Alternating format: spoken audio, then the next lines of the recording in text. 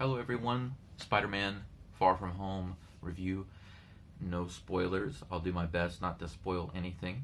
Spider-Man does die in the end, but no, I'm just kidding. Of course, you probably can guess that that's not true. That wouldn't happen. Or would it? Anyway, I think that before this film came out, a lot of people were speculating. It's interesting now, going back and reading some of the things that people were predicting what they thought would be in this film before the trailers came out, and then after they saw the trailers, trying to decipher and decode, break down the trailer to see what was actually in the film. There were different aspects, like what kind of information about Tony Stark and Iron Man would be in the film, or what other beings or creatures, and the relationship and the events surrounding Mysterio and whatever. There's a lot going on, and I realized last night after I saw the film that it's a little difficult to talk about a lot of these things without giving spoilers, just because I don't want to ruin this storyline. I think it's not a complicated storyline at all. Okay, so it's not something that's gonna blow you away.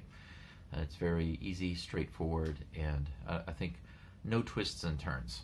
So basically, but there are some little things that are kind of scattered into the film, just peppered throughout the film, and I'll just kind of give you my 2 cents. And first of all, let me answer this question right at the beginning. Are there any extra credit scenes at the end? Yes, there is. So you can stay in the film until the very end, and there'll be something. Actually, there's also something in the middle of the credits. So after the film is kind of over, they're showing the cool images of the characters and stuff right before they start to roll the credits. After that, they'll show a little clip, and then after the credits are finished, they'll show another clip at the end. So you can sit comfortably and watch all the way to the end. It's not like Endgame where there's nothing. So you can watch all the way to the end. There you go. You're welcome. So that's the first main thing to get out of the way. The second thing is, which is basically my overall main feeling of the film. Well, here's the thing. It's a good film. It's worth watching for sure. There are parts of the film that had me a little tense, just because the way they shot it, the way they did it, I thought was really cool. Because early on in the film, when Spider-Man was supposed to get involved with fighting and stuff, it just seemed way out of his league. Like, how is he actually going to be able to contribute to this fight? And so his role was more kind of about stopping the collateral damage and saving people rather than directly fighting, the monster or whatever. But then later on, he was able to be more effective in a different way, because it was more of a teamwork kind of thing with some other people. And then later on at the end, everything changes, so then it becomes very different. Like I said, it's hard to say this without giving it away, but let's just say that there are different types of fights and different circumstances in each fight and different people involved. And so some of them are easier for him to handle, some are not, and some are just kind of ridiculous. But I will say that the fight close to the end involved Spider-Man having to do a lot of work, and it was definitely something that he could do, which was cool because it didn't seem too extreme or impossible for a character like Spider-Man. It seemed to fit his character really well. So I liked the way they did the last fight with Spider-Man. So what did I really not like about Spider-Man? Well, one of the main complaints that I have about Spider-Man is similar to my complaint that I have about a lot of films these days, is where something happens. It's some kind of either horrific event or tragedy or death, and I'm not saying that there's a death in this film. I'm just saying that there were things happening in this film that were big deals. Okay, big deals. These are not normal, average, everyday things. And they would happen, and yet the characters would just kind of be like, oh well, oh my god, this bad thing happened. Oh well, we're gonna go do this. It's like, what? There's no no trauma, nobody upset, nobody scared, not really upset, and definitely no long-term effects. And you probably know from the trailer that they've gone over to Europe and they're spending some time over there, and things happen here and there, and you would think that these events would bother the people more than they are actually bothering them.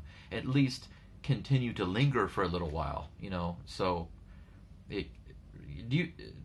for some reason, I don't know why, I watched the Han Solo movie on the flight back from America about a month ago, and in that movie, the guy basically one of the thieves, I can't remember his name, but it's easy to forget. It's a forgettable film, but that one thing I thought, what? The girl he loves dies, and like right after it, he's okay. He's not bothered by it anymore. He's bothered for like one moment, and then it's just kind of like it doesn't bother him anymore. And it's this type of thing that they keep putting into the films, and it's driving me up the wall, because I feel like as a director, this is a huge mistake. This is not something you need to overlook. You need to make it real. You need to make it realistic. And I feel like, and I know Marvel likes to do the kind of comical stuff, and there are lots of comedy moments in this film, and some of them are pretty funny. But there are some other times where it's like, hey man, you could have really made this more authentic and really pulled us in a little more, kind of like, an Infinity War, Avengers Endgame type of film where, yeah, it's got some of the one-liners and stuff in it, and the funny stuff, but it's also got a serious edge to it and some serious stuff. They could have done that a little better in this film, but they just didn't. And that bothered me. So that's one of the things. The other thing is kind of like what I said with the fights. I feel like the scale of the film, it looks bigger in the preview than the actual film. In the film, I was disappointed because it looks really big and monstrous, and it's going to be an epic battles and all this stuff. And maybe that's one of the reasons why I liked the last fight so much, because it was just the best one, and it was good, but it was so much better than anything that happened before it. So that was, and here's the other thing, and it's difficult to go too much into this without giving it away, but we've got the whole thing with Peter Parker is a kid. He's in school, and there are two things here. Okay, first of all, he's back in school, even though he was gone and he came back, and now the way they explain everything, that was another thing that I have. I have no choice but to accept it, because that's the way Marvel has decided to present it. But they actually explain in this movie how the whole thing, they call it the blip in the film. The blip, when everybody disappeared in the first snap, and the second snap they came back, and it's just like 5 years later, and so some people are older and some people are younger, but the people that came back, and they're suddenly, they never finished school, so they had to finish school, so you got people who look older or whatever. I'm like, what? But here's the thing. Somebody mentioned this before, and I totally agree. Why is there not more chaos on Earth? If half of the population, and not just the people, but the animals, every living thing, half of everything just suddenly disappeared, and then suddenly it all comes back, there should still be a lot of chaos, but everything on Earth looks completely fine. Everything looks completely fine. I mean, no problems? No problems there? Okay, whatever. So just forget about it. It's too hard to deal with. So lazy write. Let's lazy write our way through it. What are we gonna do about this? Oh, I know. Okay, bye. So I had a problem with that.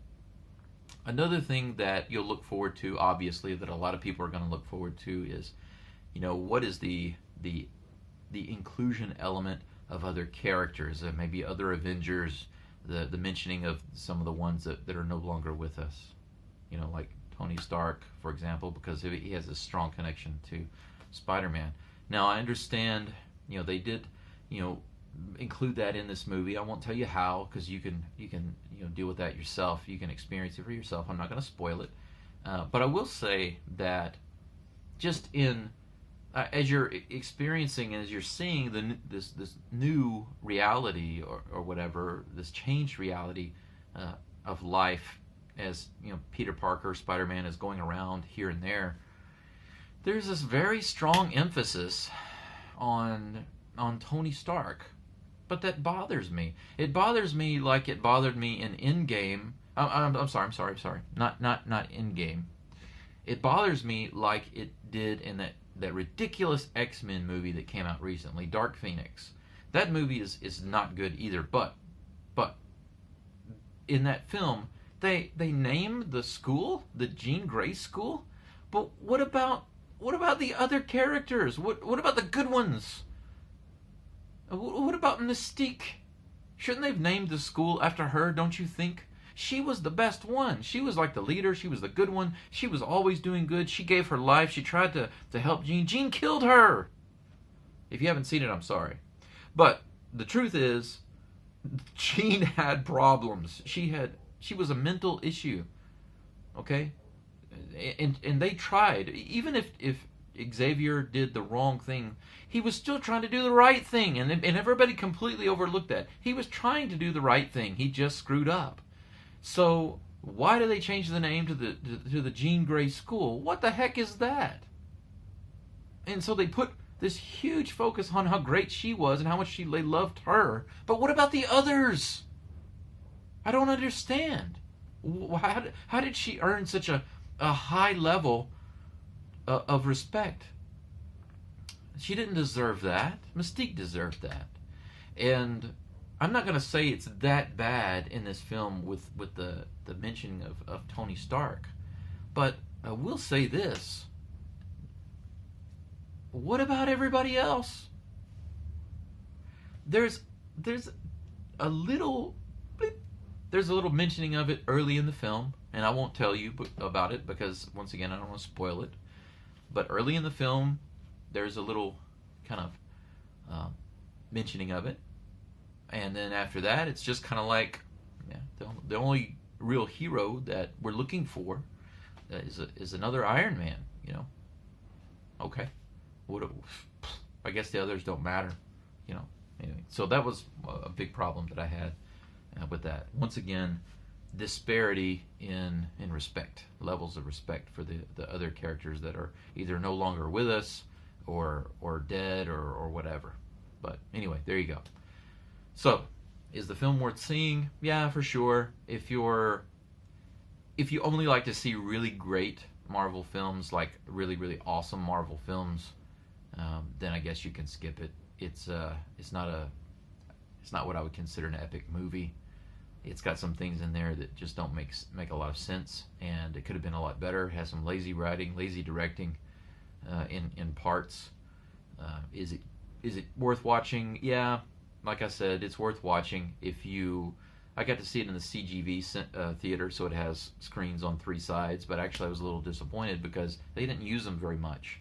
When I saw Battle Angel Alita, they used them a lot, and it was amazing. I saw it twice in that cinema just for that effect. It was really cool.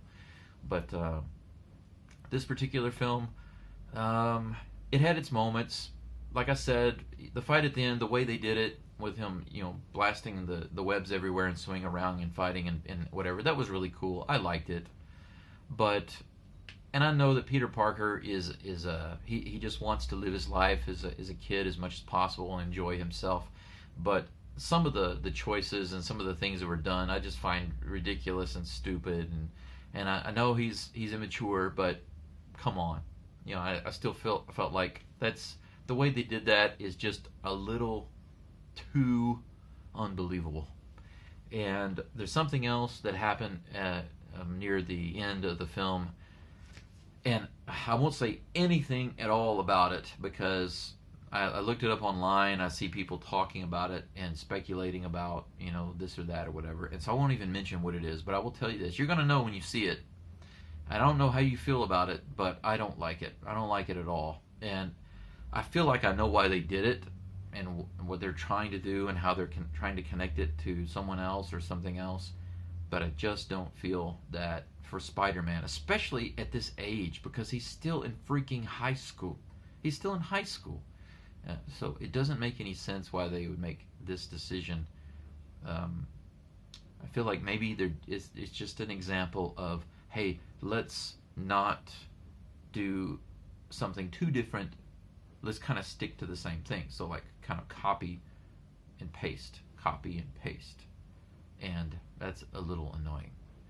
And I can't remember it now. I wish I could, but I remember when I was first watching like maybe the first 30 minutes of the film, I felt like I've seen this film before. And at the time I thought, it's like this film. I was thinking of another film. And now it escapes me. What film was that? I can't remember. But anyway, maybe if I can remember, I'll put it in the comments below. But I guess that's all I have to say for now.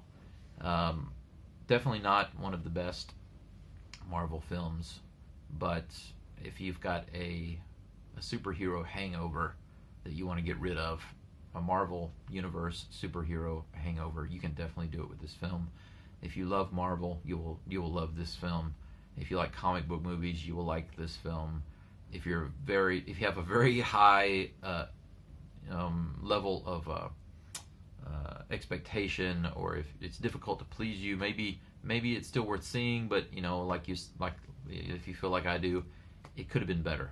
So maybe out of 10, I can't give it more than like a 7 at best. And maybe that sounds generous. I don't know. It's just maybe I've been in China too long, because people here, it's like, did you see that movie? Yeah, it was pretty good. And lots of people say, oh, it's pretty good. They won't go, oh my God, it's amazing.